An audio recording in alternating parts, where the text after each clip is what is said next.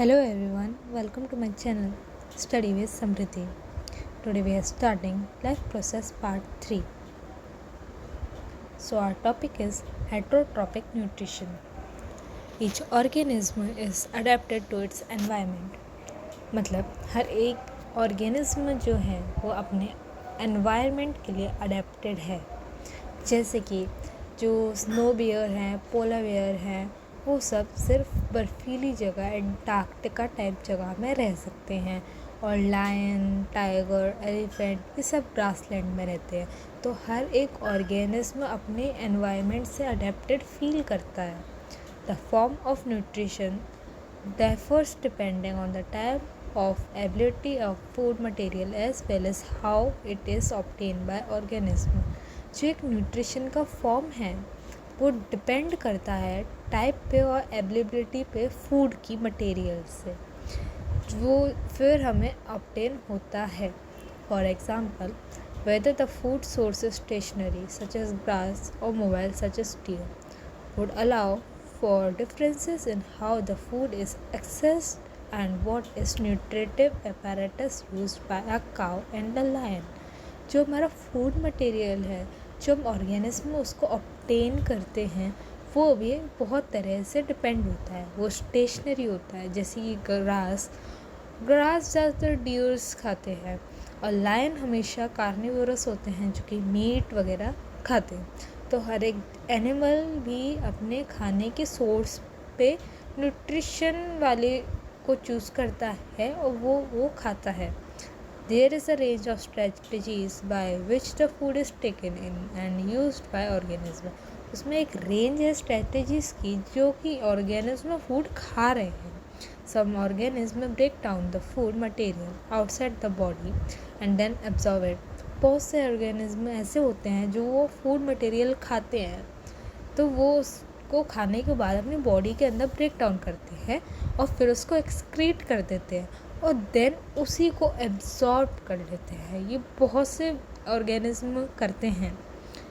Examples are fungi like bread mould, yeast and mushroom. ये कुछ इसके एग्जाम्पल्स हैं जो अपने फूड को ब्रेक डाउन करके बाहर निकाल देते हैं और फिर उसी को एब्जॉर्ब कर लेते हैं.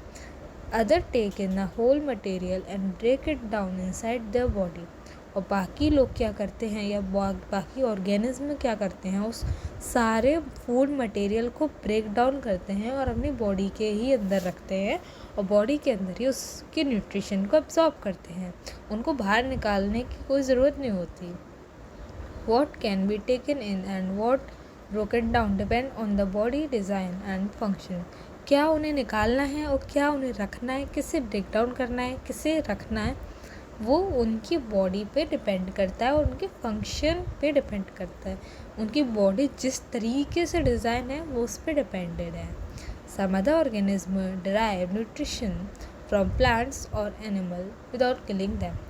कुछ ऐसे भी न्यूट्रिशंस होते हैं, ऑर्गेनिज्म होते हैं जो कि प्लांट्स के न्यूट्रिशंस को लेते हैं या एनिमल को नहीं मारते हैं. ज़्यादातर ये भी होता है.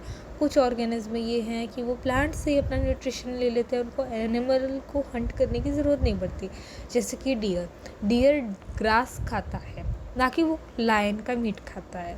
तो बहुत से ऑर्गेनिज्म अपने न्यूट्रिशन प्लांट्स से भी ले लेते हैं. इसमें ज़रूरी नहीं है कि जब तक आप किसी जानवर को मारेंगे तभी आपको न्यूट्रिशन मिलेगा. प्लांट्स में भी बहुत न्यूट्रिशन पाया गया है. This is parasitic nutritive strategy is used by a wide variety of organisms like Cususta, Amarbear, Tex, Lees, Lice and tapeworm.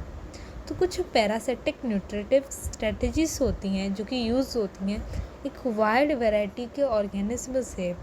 इनके एग्जांपल ये दे रखे हैं ticks, lice, leeches and tapeworm. हमारा नेक्स्ट टॉपिक है how do organism obtain their nutrition. Since the food and the way it is obtained differs, the digestive system is different in various organisms. जैसा कि food के खाने का तरीका है या फूड को ऑब्टेन करने का तरीका बहुत तरीके का है, तो जो डाइजेस्टिव सिस्टम होता है वो डिफरेंट जगह पे डिफरेंट फंक्शन प्ले करता है.